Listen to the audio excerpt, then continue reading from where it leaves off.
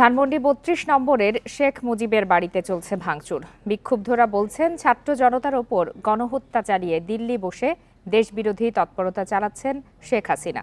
এদিকে বাড়িটি থেকে নানা জিনিসপত্র এমনকি ইটও খুলে নিয়ে যাচ্ছেন অনেকে। ভাঙচুর দেখতে ভিড়ও করছেন কেউ কেউ।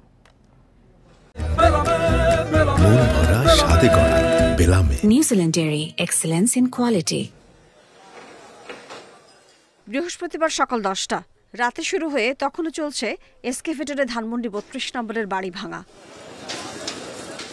এ সময় বাড়িটির সামনে দাঁড়িয়ে ফ্যাসিস্ট আওয়ামী লীগ এবং ভারত বিরোধী স্লোগান দেন অনেকে। তারা বলেন, ভারতে বসেও দেশ বিরোধী ষড়যন্ত্র করছেন শেখ হাসিনা। তার চাহিদা পূরণ করতে পারতেছিল, সেটা ভোট প্রধান চাহিদা। তো এটা এই বিক্ষোভটা, মনের রাগটা, গুসাটা কিন্তু ভোট থেকেই সৃষ্টি হয়েছে। দেশের মানুষ যাতে অশান্তিতে থাকে, সে দীর্ঘ 17 বছর যে অশান্তির মধ্যে রেখেছে, এখনো এই মানুষ যাতে অশান্তির মধ্যে থাকে সেই প্রচেষ্টা সে চালিয়ে যাচ্ছে। তাদের অভিযোগ, 16 বছর ধরে নির্বাচন ব্যবস্থা ভেঙে ফেলা সহ একনায়কতন্ত্র কায়েম করে আওয়ামী লীগ সরকার। গণ অভ্যুত্থান ও ৩২ নম্বরের বাড়ি ভাঙা দীর্ঘদিনের সেই ক্ষোভেরই প্রকাশ।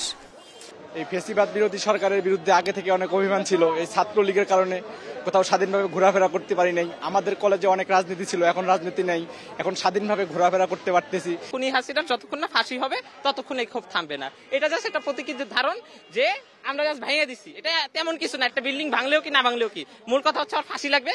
এ সময় ভবনটির দরজা জানালা থেকে শুরু করে নানা জিনিসপত্র নিয়ে যেতে দেখা যায় অনেককে। এদিকে ধানমন্ডি ৫ নম্বরের সুধা সদনেও আগুন দেয়া হয় বুধবার রাতে। সেই আগুন শিখা দেখা গেছে সকালে, পরে সেখান থেকে নানা জিনিসপত্র নিতে দেখা যায় বহিরাগতদের। Mahmud Moumita, Independent News. এ বিষয়ে আরো বিস্তারিত জানাতে এই মুহূর্তে ধানমন্ডি ৩২ নম্বরের পরিস্থিতি জানাতে সেখান থেকে যোগ দিয়েছেন সহকর্মী খালেদ রায়হান। রায়হান, আপনি তো সকাল থেকে ধানমন্ডি ৩২ নম্বর বাড়ির সামনে রয়েছেন। গতকাল থেকে এই বাড়ি ভাঙচুরের কার্যক্রম শুরু হয়েছে। এই মুহূর্তে সেখানকার পরিস্থিতি কেমন দেখছেন?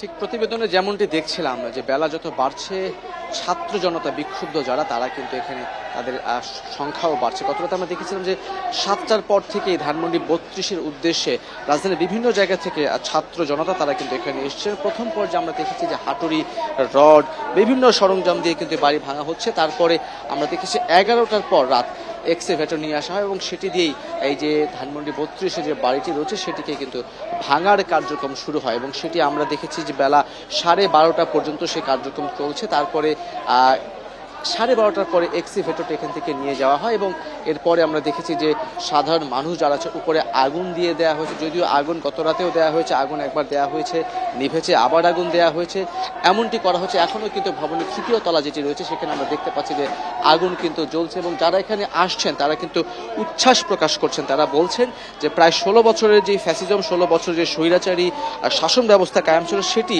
আসলে 5 আগস্ট কিন্তু সেটির অবসান হয়েছে। কিন্তু তারপরেও ভারতে থেকে শেখ হাসিনা তিনি কিন্তু এখনো দেশের বিরুদ্ধে ষড়যন্ত্র করে যাচ্ছেন বলে তারা অভিযোগ করছেন এবং একই সঙ্গে নিষিদ্ধ ছাত্র সংগঠন ছাত্রলীগের একটি পেজ থেকে বলা হয়েছিল গত রাত 9টার সময় তিনি জাতির উদ্দেশ্যে ভাষণ দেন। মূলত সেই ঘোষণার পর থেকে আমরা দেখেছি যে ছাত্র সমাজ যারা রয়েছেন তারা কিন্তু বিক্ষুব্ধ অবস্থা থেকেই গতকালকে বুলডোজার দিয়ে এই বাড়িটি ভেঙে ফেলার ঘোষণা দেন এবং সেই অনুযায়ী আমরা দেখেছি যে 7টার পর থেকেই রাজধানী সহ বিভিন্ন জায়গা থেকে এখানে সাধারণ মানুষ, ছাত্র জনতা তারা এখানে উপস্থিত হয়েছেন এবং এই যে ভাঙার কার্যক্রম সেটি কিন্তু পরিচালনা করা হচ্ছে। এবং এখন আমি যেটি বলছিলাম যে 12:30টার পরে যেই এক্সকেভেটরটি নিয়ে যাওয়া হয় তারপরেও কিন্তু ভাঙার কার্যক্রম থেমে থাকেনি।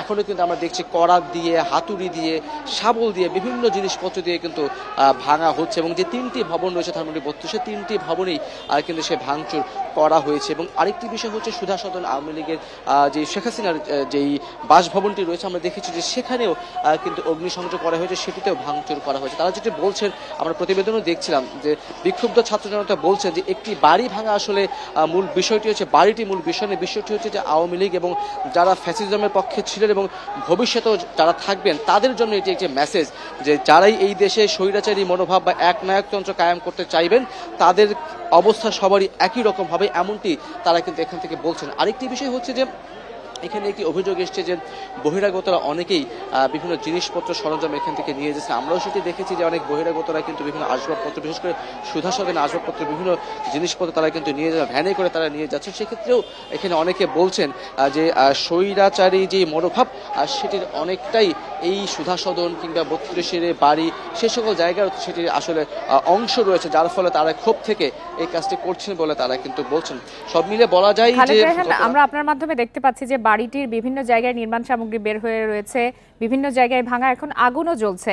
তো এখন যারা এই বাড়িতে অবস্থান করছেন বা বাড়িটি ভাঙার চেষ্টা করছেন তারা সবাই কি সাধারণ মানুষ, নাকি সেখানে কোনো ভিন্ন দলের মানুষ বা নেতাকর্মী আছেন কিনা?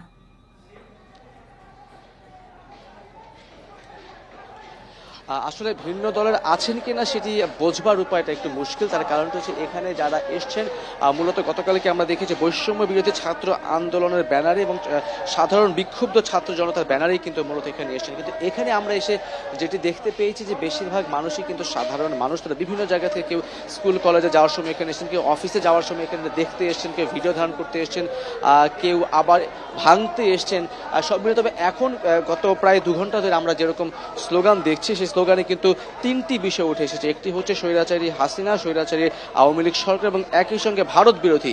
তাদের বক্তব্যে 3টি বিষয় কিন্তু উঠে আসে যে কোনোভাবেই ভারতকে বা ভারতের কোনো ষড়যন্ত্রকে এই দেশের মানুষ আর স্বাভাবিকভাবে মেনে নেবে না বলে তারা কিন্তু বলছেন। এবং যারা আসছেন তারা আসলে কোনো রাজনৈতিক পরিচয় বা রাজনৈতিক কোনো ব্যানার, কোনো ফেস্টুন এই ধরনের কোনো কিছু কিন্তু আমরা আসলে সেই অনুযায়ী দেখিনি।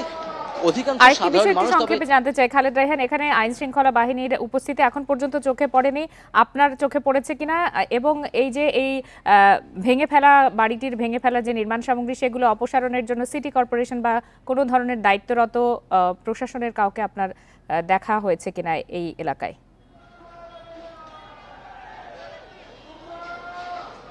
গত রাত 10টা থেকে 10:15টার মধ্যে কিছু পুলিশ সদস্য এবং সঙ্গে সেনাবাহিনীর বেশ কিছু সদস্য এখানে এসেছিলেন। তারপরে এখানে যা বিক্ষুব্ধ ছাত্র জনতা ছিলেন অনেকটা তাদের তোপের মুখে তারা কিন্তু এখান থেকে চলে যায়। এবং এখন পর্যন্ত আমি মোটামুটি 7টা থেকে এখানে রয়েছি, এখন পর্যন্ত কিন্তু এখানে আমি আইন শৃঙ্খলা বাহিনীর কোনো সদস্যকে দেখতে পাইনি। বরং আমরা যেমনটি দেখেছি এইখানে যারা রয়েছে আইন শৃঙ্খলা বাহিনীর পাশাপাশি সিটি কর্পোরেশনের কথা বলছেন তেমন কিন্তু এখানে কেউ নেই। যারা আছেন সাধারণ মানুষ রয়েছেন, বিক্ষুব্ধ ছাত্র জনতা রয়েছেন, তারা কিন্তু বাড়িটিকে ভাঙা শুরু করেছেন। তারা যেটি বলছেন পুরোপুরি গুড়িয়ে না দেওয়া পর্যন্ত তারা কিন্তু এখানে অবস্থান করবেন। সেক্ষেত্রে এক্সিবিটর হয়তো কিছুক্ষণ পর আবার আসবে। তারা যেটি বলছেন আসলে বাকি যে ভবনটি রয়েছে বা ভবনের অংশ রয়েছে সেইটিকে হয়তো ভেঙে ফেলা হবে। তবে সরকারের সংশ্লিষ্ট কর্তৃপক্ষের কাউকে এখন পর্যন্ত এখানে দেখা যায়নি। ধানমন্ডি 32 নম্বর থেকে সর্বশেষ পরিস্থিতি জানাচ্ছিলেন সহকর্মী খালেদ রায়হান।